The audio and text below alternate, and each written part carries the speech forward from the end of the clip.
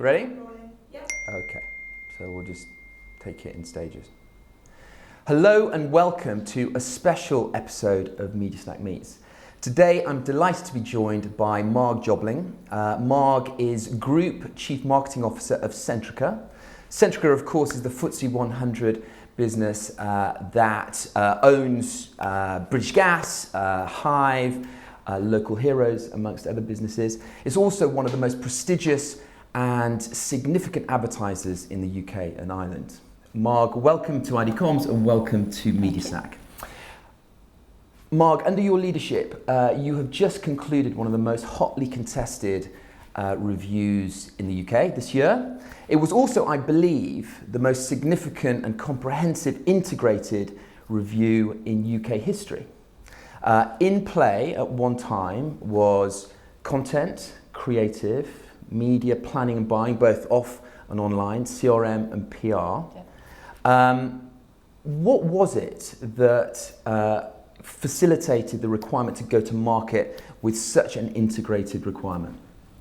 So we were desperate to transform, I think, was the start point, so both internally and then externally. Yeah. And we wanted to get something that really fundamentally drove change. So the decision was actually, in the world where data is king, how do we bring it all together? How do we really force change into the organisation and transform the whole mix in one go? So it was driven by, actually, we want to be more effective, we want to modernise how we go to market, we want to standardise how we operate across the group, but fundamentally we want a better outcome.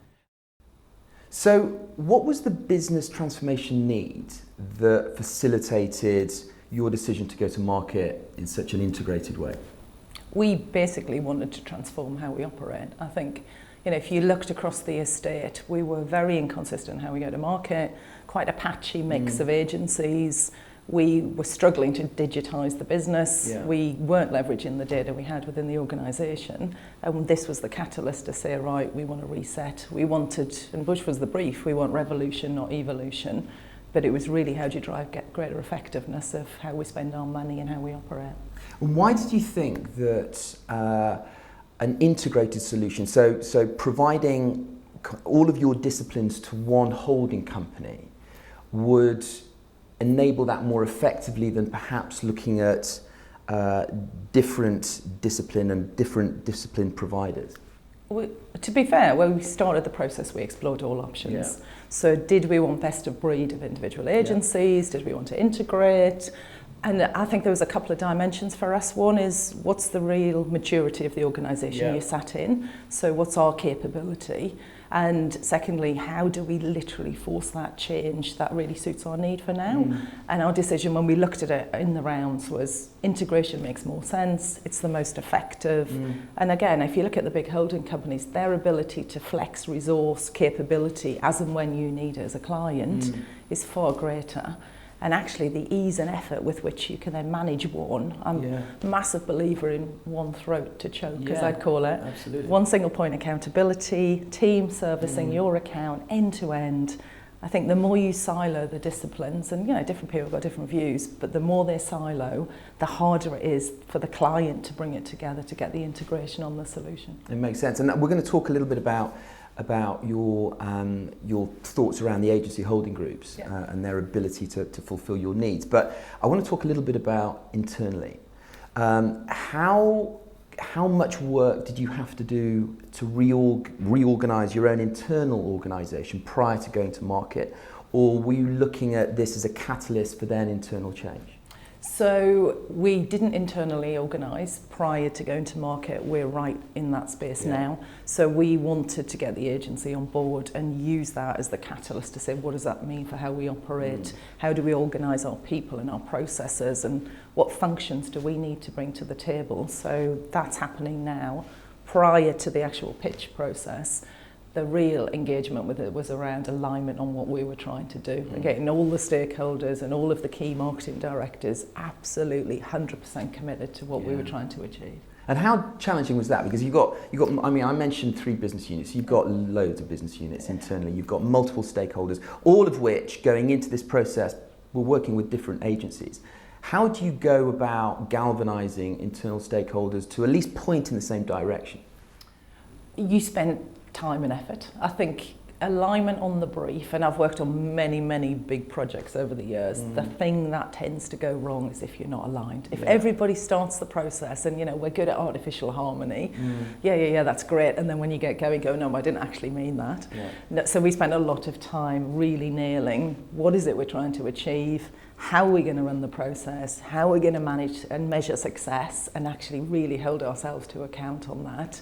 And actually, that's exactly what we did. But it takes time, it takes effort. And I think you have a group of people internally who actually were desperate for transformation. So everyone was aligned. This wasn't a little iteration to make the world a better place. It was, we have to do, and we want to do this differently, and we have to modernise it and use it as a catalyst for change. Right, focusing a little bit on the agency. So the holding groups have, for a number of years, talked about their ability to provide integrated solutions. You've got WPP talking about horizontality, even starting when Sorrel was still in the hot seat there. Sadoun at Publicis has talked about the power of one. You've got Dentsu talking about one P&Ls for decades now. Havas, The Village. So you would assume that the market is ready for a sophisticated advertiser to come and provide those requirements. Having gone through that process, what were your kind of thoughts on that? I think it's forming. I mean, I think there's lots of talk about what it is in the future and where people we are on the stage of development. I suspect it's no different to clients. I mean, clients are incredibly siloed. If I look at our own business units, you've got to bring different cultures, different P&Ls, different ways of working together. So my observation would be, everybody is on the journey. Everyone is investing heavily in data. Everyone is trying to figure out how they break the P&L and the cultural barriers between the internal agencies. Do I think it's as fully formed yet as the industry is talking? No, if I'm really honest. I think there's a lot of conversation that when you lift the bonnet, it's not as developed as you would assume. But I would say most of the big holding companies are literally well on that journey and understand and are focused on investing in this is the future and everyone needs to get there. Because that's the direction of travel, right? So more and more advertisers, I think, will be looking to harness data to make more integrated, informed content and media decisions. I think that's the way that it's going. And I want to just focus a little bit on the data piece. So you're a business with vast amounts of first-party data. Were you looking for the holding group's ability to organise and extract insights from your data, or were you equally focused on their ability to infuse your data with their third-party data to make better decisions? How did that whole data piece work out for you? I think we were looking for both. I mean, we are data rich as an organisation, and increasingly data will drive decisioning and help us figure out, how do you drive customer change in behaviour. We want to leverage the power of our first party data, but actually the richness will come from the supplementing with third party. And probably, data is an enabler. I mean, all it's going to give us is greater insight to give you better propositions, better messaging, better targeting, creativity, right channel, right mix. So I think the more you can leverage that and actually understand how you can use it to drive behaviour change, I mean, that's going to be the unlocker. So enrichment is critical, but it all starts with how do you leverage the power of what we're sat on and build out from. So I think our journey will be a sort of crawl, walk, run. Start with what you've got, supplement, and then we'll become more sophisticated over time. Because that's the big play for the agencies, right? So, competitive advantage through the holding groups is not going to come through scale media buying any longer. It'll come through their ability to interpret data to make more informed, or help their clients make more informed marketing communications decisions. It's the reason why Publicis have invested 4 billion on Epsilon. It's the reason why you've got 2.5 billion invested by IPG on Acxiom. It's the reason when you go listen to a Dentsu presentation, it's often a Merkle kind of presentation. How seductive is that when you're listening to agencies talk to you? Because I mean, we're talking creative agencies, we're talking media agents, strategists, but yet they come to play with a data story. Is that does that cloud the seductiveness of it, or is that actually what you're looking for from an agency?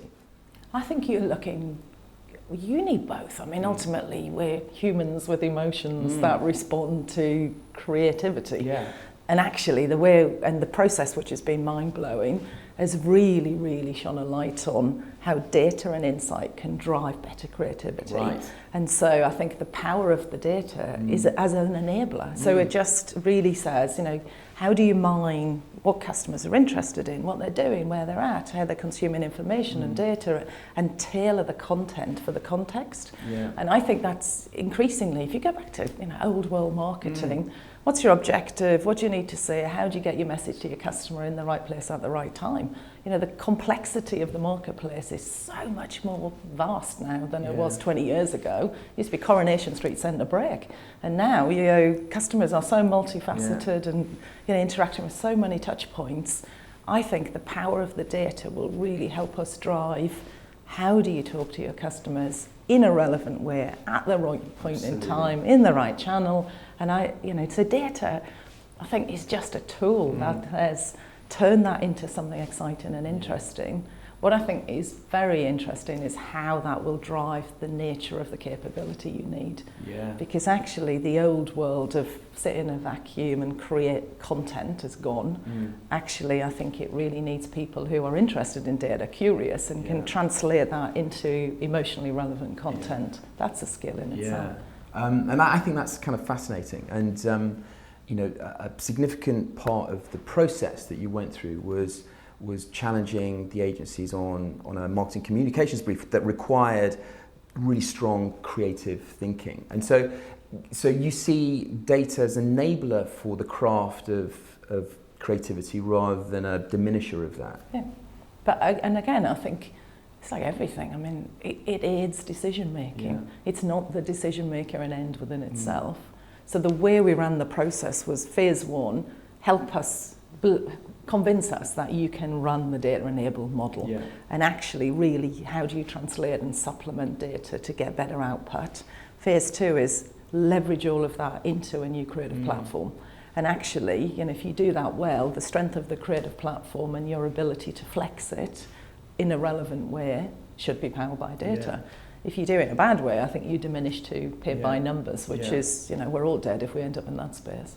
I think one of the trade articles that came out after the decision was made, you talked, I thought it was a lovely phrase, you talked about discovering the art of the possible as going through the process. What did you mean by that?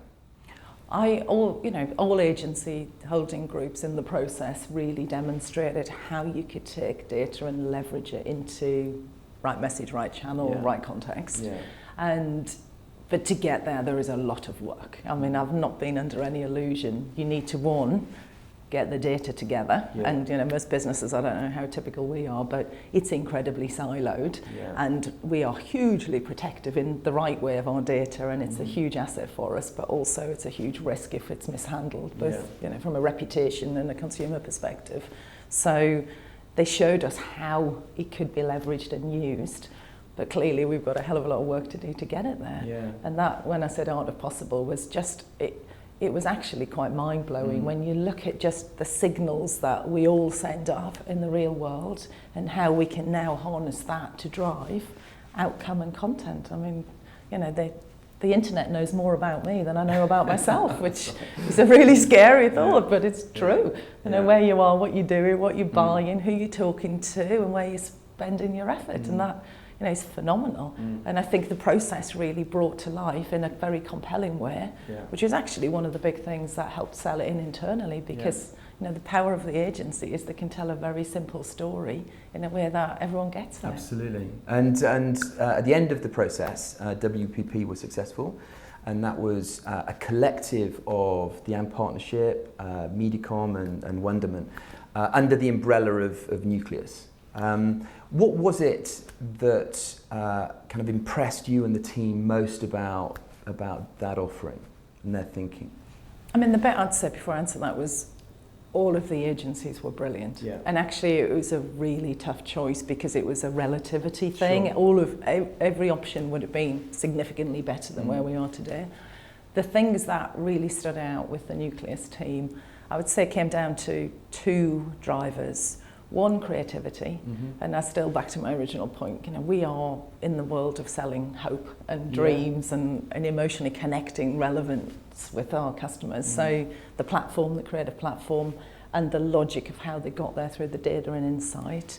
And the other piece is ultimately the chemistry with the team. I mean, we're a people service business, and people work with people day in, day out. So I would say they were the two things that swung it. But overall, I mean, the entire process and the agencies, all of them were phenomenal in the process. Yeah. So this is going to be an integrated solution from WPP, although there are 3 different individual entities that feed into that. How are you going to prevent the agencies going back to, kind of the status quo? How are you going to prevent them from going back to type, if you like? How are you going to keep this integrated solution in play? So we're doing quite a few things. First of all, which sounds a bit plonky, but we're doing a manifesto around, how is it going to be around here? Because I think it's critical we start with the right behaviours and the right mindset, and so we'll agree a set of principles around how we're going to work, and that's much more emotional and behavioural. We will co-locate. So actually the intent is there will be a space where all of our team Nucleus from the agency side will sit and the marketing guys will sit with them. We just need to be clear about, you also need to stay close to home base. So I think managing that tension, I actually think it'll be one of the things we will end up figuring through, but we'll have a space where people will sit together, which I think is fundamental.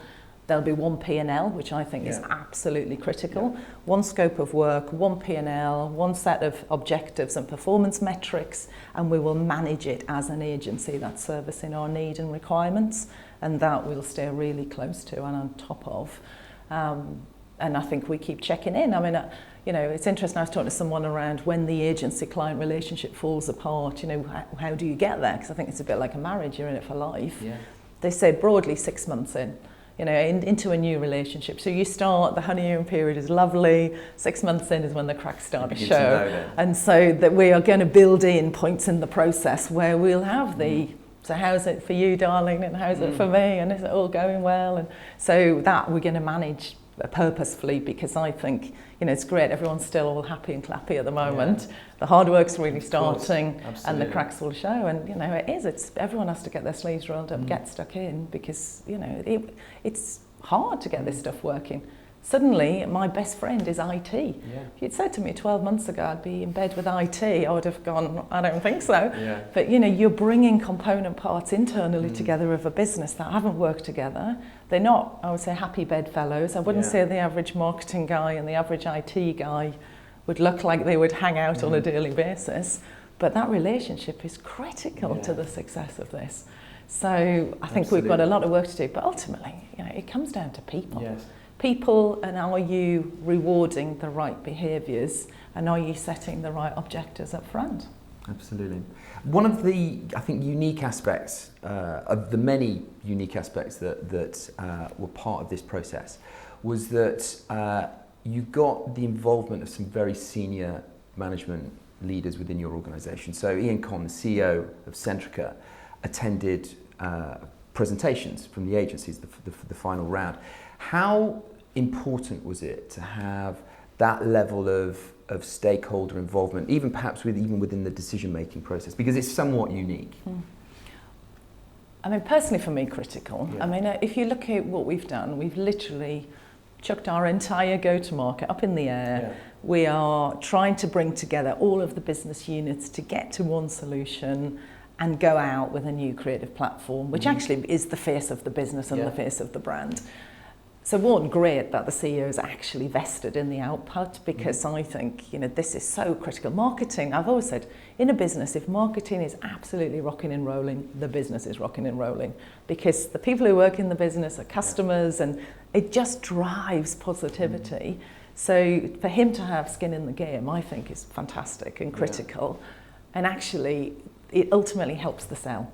Because if he's been part of the process, feels like he's part of the decisioning, it's one hell of a lot easier to get the answer that you want than trying to sell something to your CEO. Of course. Because, you know, the joy of marketing is, I say, it's a bit like sex and driving. Everyone thinks they're really good at it. So he clearly has an opinion and he clearly is a pseudo-marketeer. Yeah. So actually, why not get him in the process? Good. And if you're confident in the output, then he will align and, you know, you'll align your seat. So for me, it was one, it's important to him and it's important he really does buy into what we're doing, but actually it really helped the buy-in and the closing off of the deal at the end, because he's going to put his name on the paperwork at the end of the day. Final two questions. It was a relatively long process, but it was robust and it was done diligently. Having gone through that process where you really kicked the tires of the holding groups in a challenging way, is there anything that really surprised you at the end of the process that perhaps you weren't expecting going into the process? I mean, pleasantly surprised. I was surprised by the dedication and the passion and the amount of work the agencies did. I mean, and I was blown away by what we saw throughout the process. I think I was surprised more than I would have ever realised just about the art of the possible. Sure. You know, the joy, and I'm not saying to everyone go pitch, because actually it's a lot of work, but it really puts a lens back onto your business. And I think as a client, you learn so much. I mean, from all of the inputs we had. So I'm always surprised when I come back out the end and I've said to the team, don't lose it. We've got to go through every single document that was presented to us, because we got so many ideas. But even though this is how your business is perceived outside in, you know, we've become so introspective as clients. So what continues to surprise me is just fresh ways to think about what we do every single day. And I think we constantly need to keep challenging ourselves to go, is it good enough? You know, business now needs to move at the speed of life, and I think a lot of big corporates like ours need to increase the clock speed. And actually, if we don't, you know, we're dying, we're gone. And actually, I think that's true of the holding companies, in fairness. But we have to keep challenging ourselves to go, is it good enough? Are we thinking differently enough? How do we actually do things differently? So, surprised in a brilliant ways. I've learned a lot. And I've been around for a while, I continue to learn a lot, and actually, you know, we've got some great content that we can work with. Would you have done anything differently? I haven't done anything differently. Do you know, I'm going to say no, and I know that there was was the process too long? I actually think it needed to be. It was thorough. You know, this was a big roll of the dice for us. We were basically giving all of our money to one holding group. And actually, I wanted to know you could deliver the model. You've proven this. You have clients that were testament to this is, you know, and actually, what do we need to do to make it work? I want a new creative platform for all of our business units. Everyone has to love and buy into that creative platform. We want to make sure you've got the data tools, tech and capability that you say you've got. And actually, I've got to sell it in. In the process, we couldn't have done anything different. We stuck to the process, which is unusual, I think it's fair to say. And we held true to the integrity of it. And, you know, I come out the other end saying, it was a tough decision. It's the toughest decision I've ever made. But I feel we made the right decision based on data, insight and integrity. And actually, so would I run it any differently? No. Could I have sped it up? I don't think we could have done. So I come out going, no, actually, I feel proud about what we did. And I think we got to a brilliant place. And I know you guys helped us in the process, so thank you for that. But I think I'm excited about what the future holds. Good. Under no illusion it's going to be bloody hard work, but excited about what the future holds. That's brilliant. Listen, on that note, Marg, thank you so much for sharing your insights. We wish you the best of luck with Nucleus, and thank you very much. Thank you. That's it for this episode. See you next time.